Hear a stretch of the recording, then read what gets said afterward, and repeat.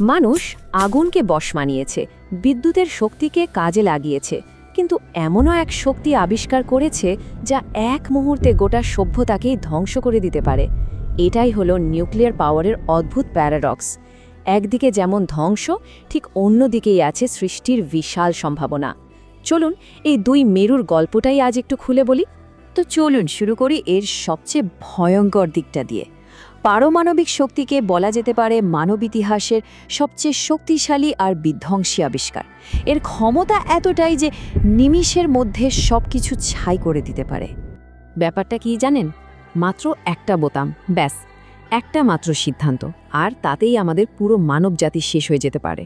মানে এতটাই সহজ আর এতটাই ভয়ঙ্কর।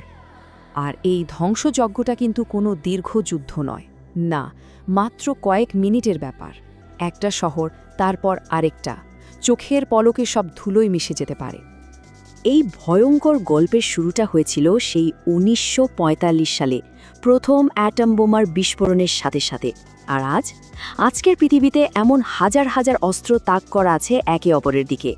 হিরোশিমা আর নাগাসাকির কথা ভাবুন। ওই একটা ঘটনা মানবতাকে চিরদিনের জন্য বদলে দিয়ে গেছে। একটা মাত্র বোমা, একটা আস্ত শহর, আর কয়েক সেকেন্ড, ব্যাস, সব শেষ। সেই দিনের পর থেকে পৃথিবীটার কখনো আগের মতো থাকেনি। আচ্ছা, তো এই যে এত ভয়ঙ্কর শক্তি, এটা এখন আছে কাদের হাতে? কারা কন্ট্রোল করছে এই ক্ষমতা? কারা পারে এক মুহূর্তে পুরো দুনিয়াকে উল্টো পালট করে দিতে? এই খেলার সবচেয়ে বড় দুই খেলোয়াড় হলো রাশিয়া আর আমেরিকা।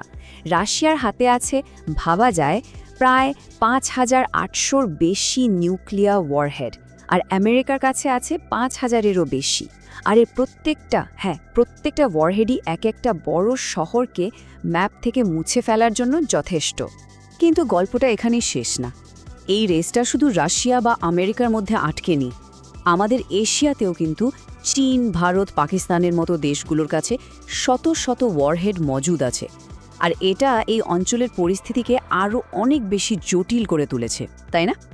আর সবচেয়ে ভয়ের ব্যাপার কি জানেন? এই অস্ত্রগুলো কিন্তু সিন্ধুকে তালা দিয়ে রাখা নেই। এগুলো সবসময় হাই অ্যালার্টে, মানে ব্যবহারের জন্য একদম রেডি। তার মানে ছোট্ট একটা ভুল, একটা মিসক্যালকুলেশন, আর তাতেই শুরু হয়ে যেতে পারে একটা গ্লোবাল নিউক্লিয়ার ওয়ার। তো এতক্ষণ তো আমরা ধ্বংসের কথাই শুনলাম, কিন্তু এই গল্পের একটা অন্য পিঠও আছে। কারণ এই একই পারমাণবিক শক্তি কিন্তু শুধু ধ্বংসের জন্য নয়, এটা সৃষ্টিরও একটা বিশাল উৎস হতে পারে। এটা উন্নয়নের এমন একটা দরজা খুলে দেয় যা আমাদের সবার ভবিষ্যৎকেই বদলে দিতে পারে। এখন প্রশ্নটা হলো, আমাদের বাংলাদেশের কি অবস্থা? আমাদের দেশে কি এই নিউক্লিয়ার টেকনোলজি আছে? উত্তরটা হলো হ্যাঁ আছে, তবে ভয়ের কোনো কারণ নেই। আমাদের এই প্রযুক্তি ধ্বংসের জন্য না, বরং দেশের ভালোর জন্য, শক্তি উৎপাদনের জন্য। আমাদের রূপপুর পারমাণবিক বিদ্যুৎ কেন্দ্রই এর সবচেয়ে বড় প্রমাণ। এটা দেশের এনার্জি সিকিউরিটির জন্য একটা গেম চেঞ্জার হতে যাচ্ছে।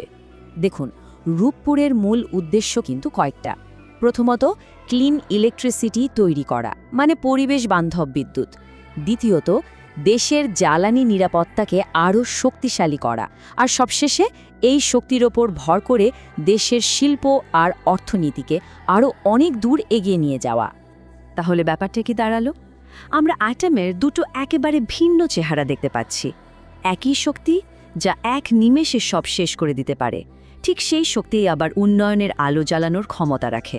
এই কন্ট্রাস্টটা আসলেই অদ্ভুত, তাই না? একদিকে একটা প্রযুক্তি শহরকে ধ্বংসস্তূপে পরিণত করছে, অন্যদিকে ঠিক সেই একই টেকনোলজি আরেকটা শহরকে রাত দিন আলো দিচ্ছে, দেশের উন্নয়নের চাকা সচল রাখছে। একটু বড় করে ভাবলে, সেই আগুন আবিষ্কারের সময় থেকে শুরু করে বিদ্যুৎ আর এখন নিউক্লিয়ার পাওয়ার, মানুষের সামনে চ্যালেঞ্জটা কিন্তু সবসময় একই ছিল। আর তাই শেষ প্রশ্নটা আজও আমাদের তাড়া করে ফেরে।